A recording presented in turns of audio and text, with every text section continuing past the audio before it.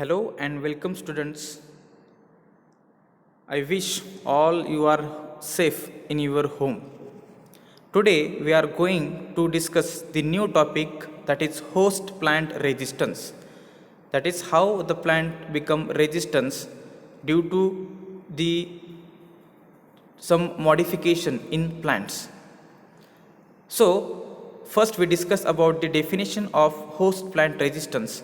That is, those characters of plant that enable a plant to avoid, tolerate or recover from attack of pest under the conditions that would cause greater injury to other plants of same species, or a plant that has the ability to resist certain types of diseases while other variety of same plant are susceptible. That means due to some anatomical morphological characteristic or genetic characteristic, plant having ability to prevent or avoid the infection of the pest, so that is called as an host plant resistance. Next one is the mechanism or types of host plant resistance. So in that, first we discuss about the disease escape. So disease escape is nothing but prevention mechanism that causes the host to escape pathogenic infection. So that prevention mechanism is developed due to the early or late maturity of the crop, and due to that early and late maturity of crop, there is that modification prevent the physical contact of pathogen with the host. That means that particular stage of the plant does not coincide with the incidence of that pathogen.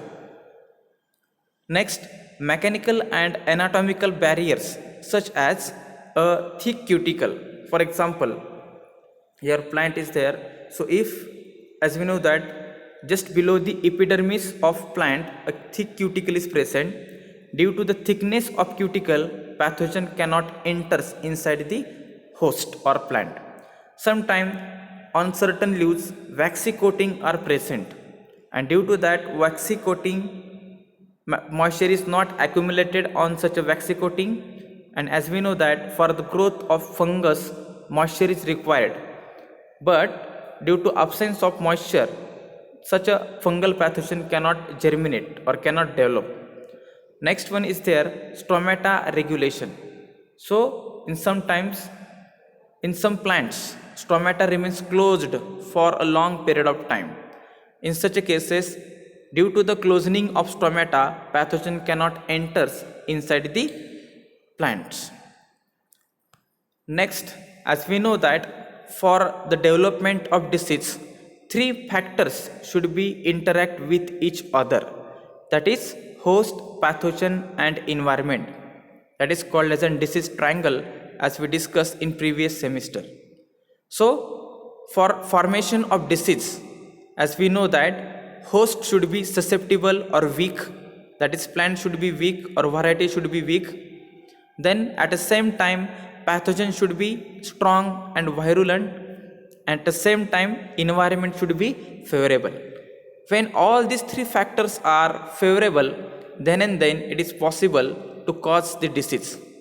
If out of that three factors, if any one factor is missing, so disease is not caused, and due to that the plant is escaped from the infection.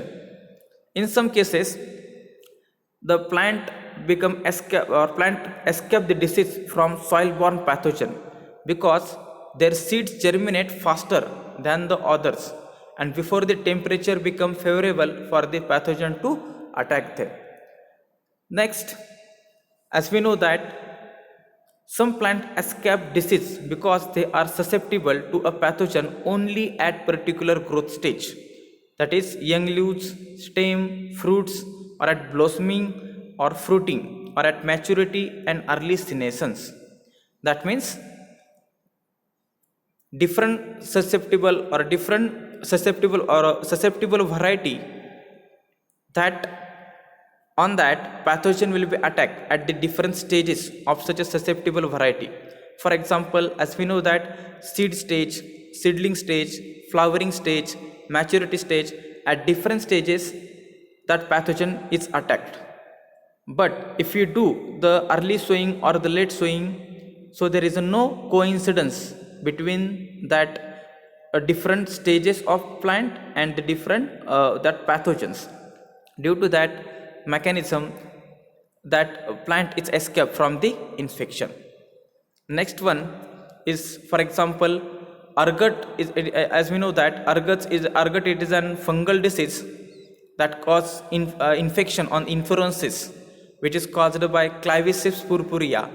It does not affect the varieties of wheat and barley, in which flowers remains closed until the pollination is occur.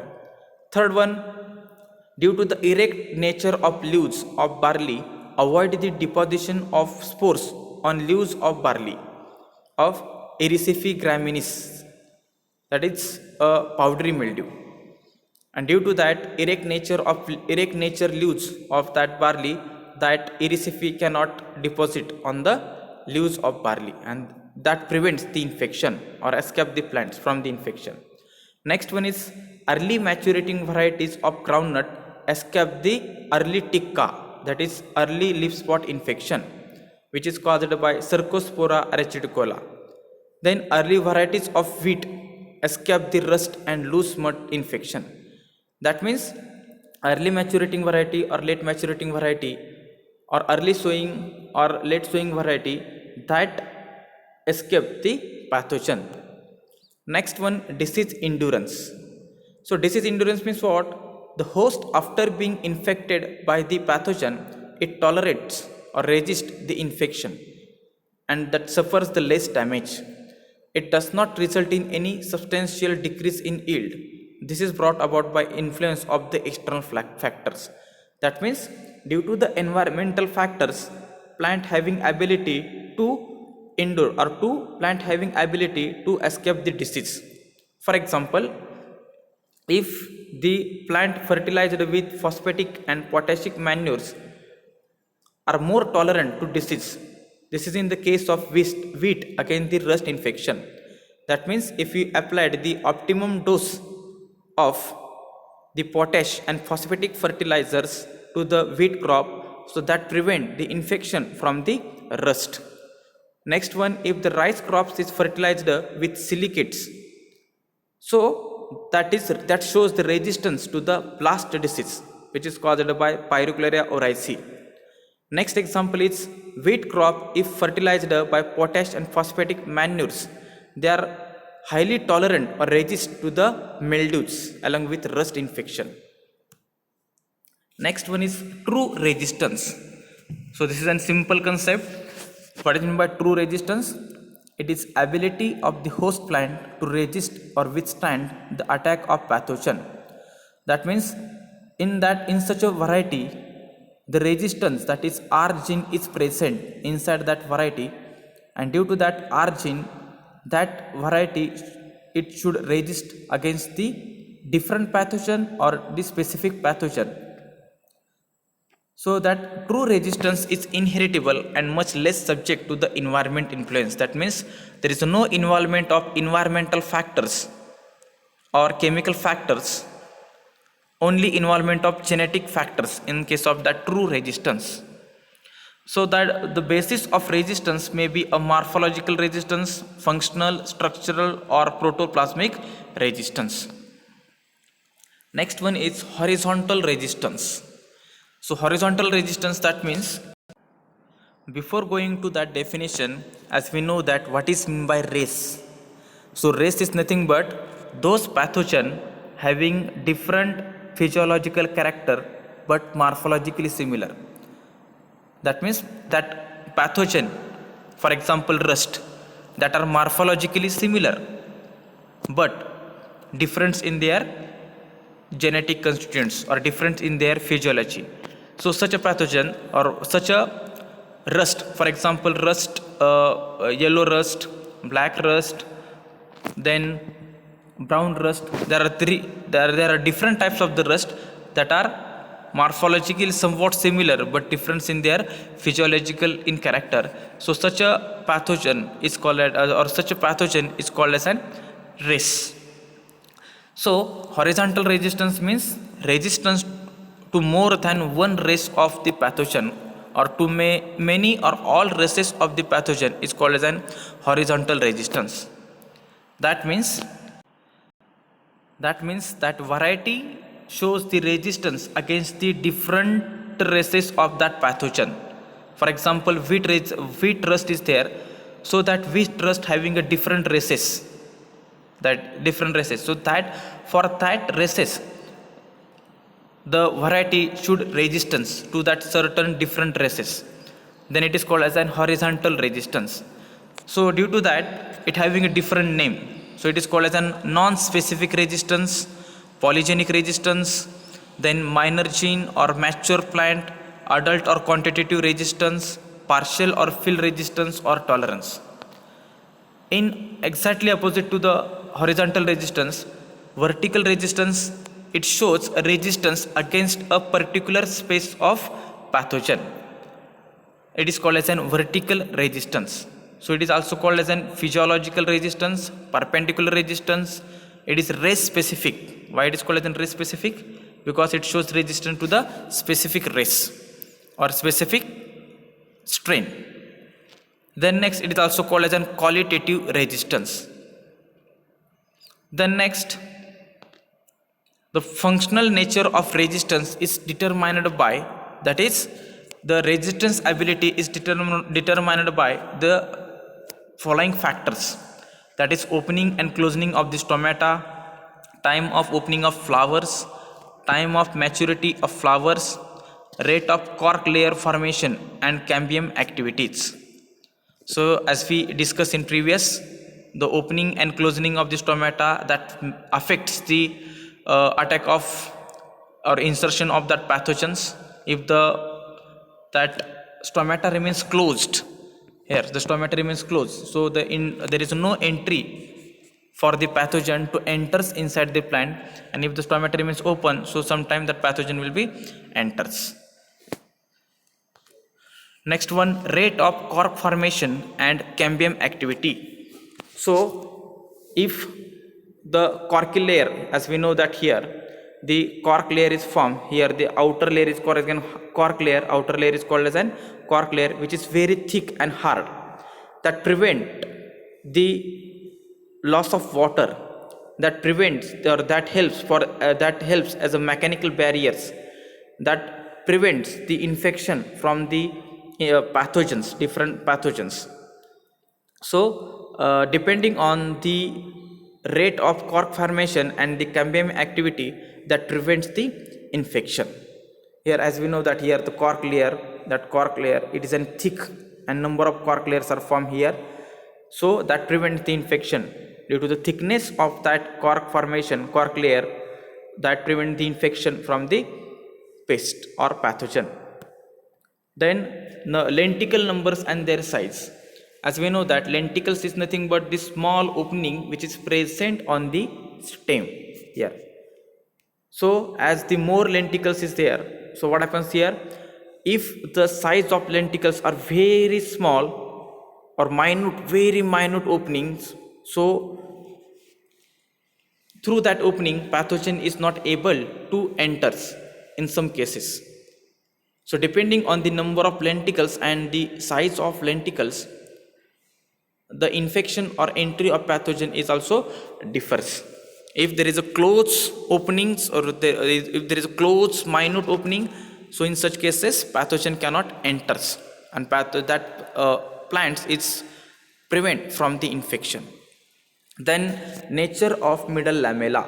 As we know that the middle lamella is present in between that cells.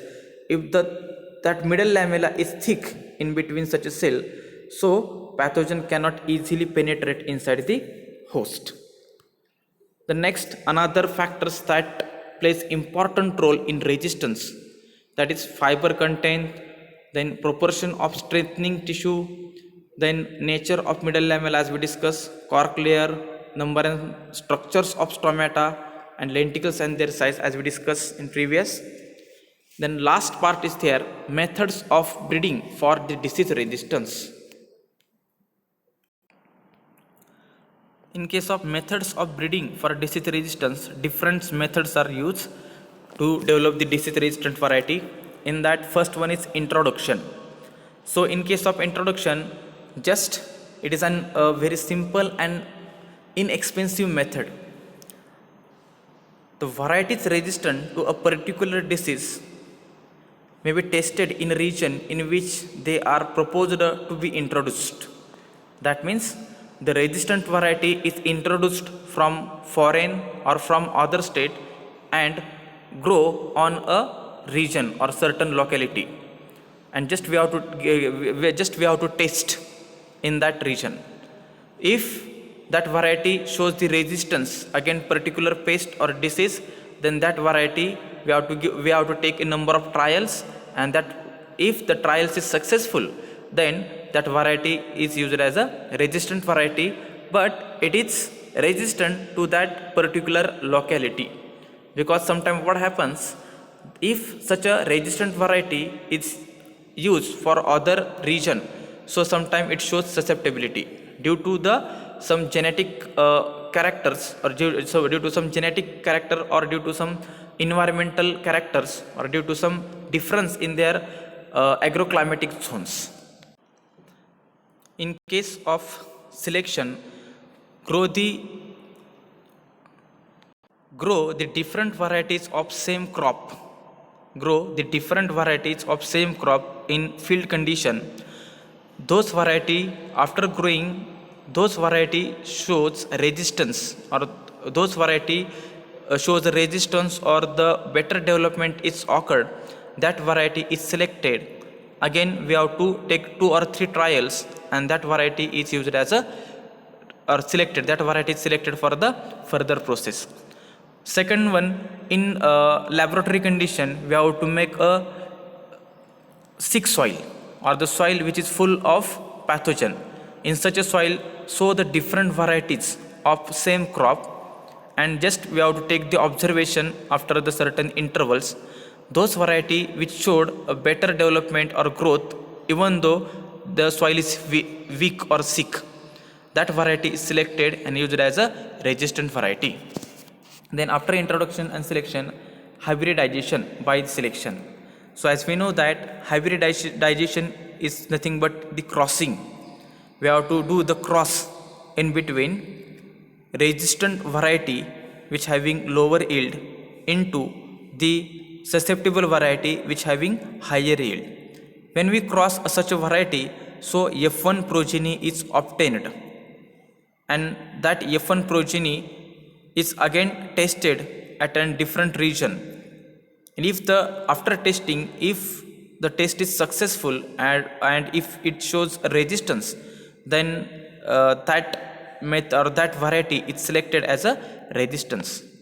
Similarly, that backcross method, that F1, whatever the F1 is obtained after hybridization, that F1 progeny is crossed with dominant or the recessive parents, and after that whatever the F2 progeny is obtained, again that are crossed with the dominant and recessive parents. In that way F3, F4, F5 generation is obtained, and after successful trials in F3, F4 or F5, that variety or trials from, or the variety from F3, F4 or F5, out of that trials, those varieties shows resistance, that variety is selected and used as a resistance or resistant variety. Then next one is induced mutagenesis. That means any for example seeds, we have to used, or the seeds, first of all we have to soak the seeds in water for certain period. Such seeds are kept under the different mutagenic agent. So as we know that different mutagenic agent, that is alpha rays, gamma rays, beta rays, or different chemicals like alkaline dyes or acridine dyes or analog base, these are the chemicals which is used as a mutagenic agent. So we can soak the seeds in water for certain period, and such seeds are placed under the closed condition of alpha rays or gamma rays or beta rays, or soak the seeds in a solution of base analog or solution of acrid and dyes. So after the exposure of such a seeds to the such a physical or chemical agent, some genetic changes is occurred inside that seeds, and that such a seeds are again used for the sowing. So if such a seed shows a resistance against the certain pest or better development of that crop is occurred, then that seed is used as a resistance variety or resistance, or that seed is used as an having a resistance power. Then development of multi lines. So in case of multi lines, that means the mixtures of different lines, that means the same variety but having a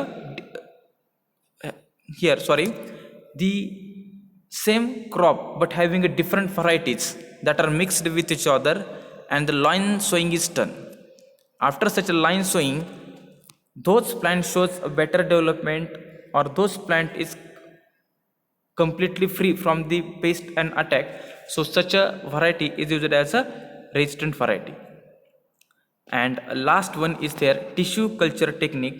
So as we know that in case of tissue culture technique, with the help of meristem tip culture or with the help of some genetic engineering, for example artificial gun, for example use of plantlets.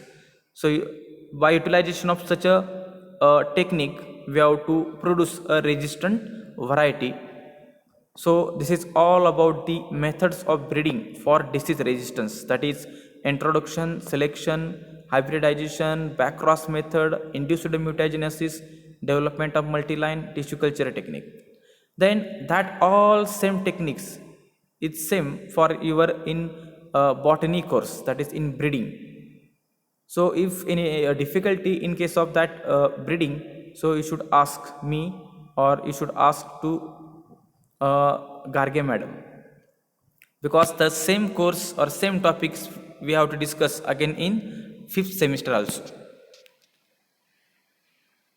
So if any difficulty regarding that topic, whole topic, so please you may ask on my personal number. Thank you.